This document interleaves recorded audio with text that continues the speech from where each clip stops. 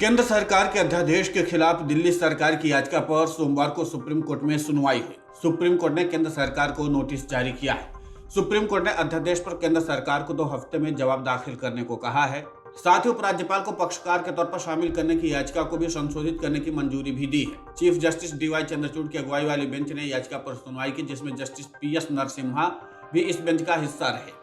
दिल्ली सरकार के तरफ से वरिष्ठ वकील अभिषेक मनु सिंह भी कोर्ट में पेश हुए। उन्होंने अदालत को बताया कि वो दिल्ली सरकार की तरफ से दलीलें रख रहे हैं। अध्यादेश पर लंबी बहस के बाद सुप्रीम कोर्ट ने केंद्र सरकार को नोटिस जारी करते हुए 2 हफ्तों में उससे जवाब मांगा है। दिल्ली सरकार को उपराज्यपाल को पक्षकार के तौर पर शामिल करने के लिए याचिका को संशोधित करने की मंजूरी भी दी गई है। दिल्ली सरकार ने अध्यादेश पर रोक लगाने की भी मांग की थी। अध्यादेश मामले पर सुप्रीम कोर्ट की सुनवाई के बाद दिल्ली सरकार में मंत्री सौरभ भारद्वाज का कहना है कि याचिका पर पहले कोर्ट की तरफ से दूसरी पार्टी को नोटिस भेजा जाता है, यह सही प्रक्रिया होती है। उनका कहना है कि केंद्र को नोटिस दिया गया है और अब उसे इसका जवाब देना होगा। 2 हफ्तों में जवाब मांगा गया है और पूछा गया कि इस अध्यादेश की जरूरत क्यों थी। मंत्री का कहना है कि केंद्र के जवाब के बाद ही सुप्रीम कोर्ट अपना फैसला देने वाली है।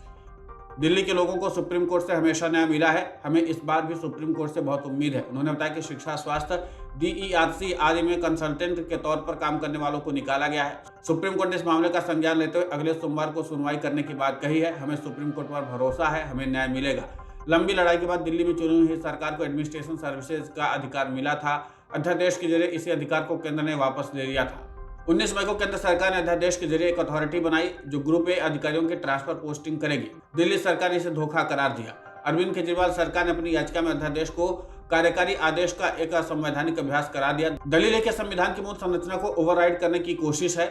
दिल्ली सरकार ने अध्यादेश पर अंतरिम रोक लगाने की मांग की थी। सुप्रीम कोर्ट ने पुलिस, सार्वजनिक व्यवस्था और भूमि को छोड़कर दिल्ली सरकार को सेवाओं पर नियंत्रण का अधिकार दिया था। केंद्र सरकार ने अध्यादेश के जरिए national capital civil services authority बनाने की कवायद पेश की, जिसे ट्रांसफर पोस्टिंग का अधिकार होगा। यह अथॉरिटी दिल्ली के अलावा अंडमान और निकोबार द्वीप समूह, लक्षद्वीप, दमन और दीव और दादरा नागर हवेली में भी पोस्टिंग कर सकेगी। अध्यादेश के जिस सेक्शन को लेकर के पेंच फंसा है और कोर्ट में चुनौती दी गई वो है सेक्शन 45D। इसमें कहा गया कि किसी भी अन्य कानून के बावजूद दिल्ली में सभी प्राधिकरण, बोर्ड, आयोग और वैधानिक निकाय राष्ट्रपति द्वारा नियुक्त सदस्यों द्वारा गठित होंगे। याचिका में कहा गया कि इससे दिल्ली सरकार द्वारा गठित और वित्त पोषित 50 ऐसे निकाय हैं जो प्रभावित होंगे, जो दिल्ली एडमिनिस्ट्रेशन का एपिसेंटर है। इसमें दिल्ली इलेक्ट्रिसिटी रेगुलेटरी कमीशन भी शामिल है। 11 मई के सुप्रीम कोर्ट के फैसले से पहले दिल्ली सरकार के सभी अधिकारियों के ट्रांसफर पोस्टिंग LG के नियंत्रण में थे। याचिका में दिल्ली सरकार ने कहा कि अध्यादेश कार्यकारी आदेश के माध्यम से शीर्ष अदालत और संविधान की मूल संरचना को ओवरराइड करने की कोशिश की गई है। चीफ जस्टिस DY चंद्रचूड़ की अगुवाई वाली 5 जजों की बेंच ने सर्वसम्मति से फैसला किया था। मामला 8 साल से कोर्ट में लंबित था। Video desk अमरउजाला.com। अमर उजाला अब आपके टीवी पर भी।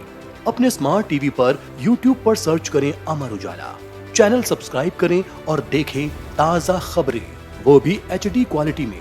और हाँ, बेल आइकन दबाना ना भूलें ताकि हर खबर हो आपके घर। अमर उजाला, निष्पक्ष, निर्भीक, निरंतर।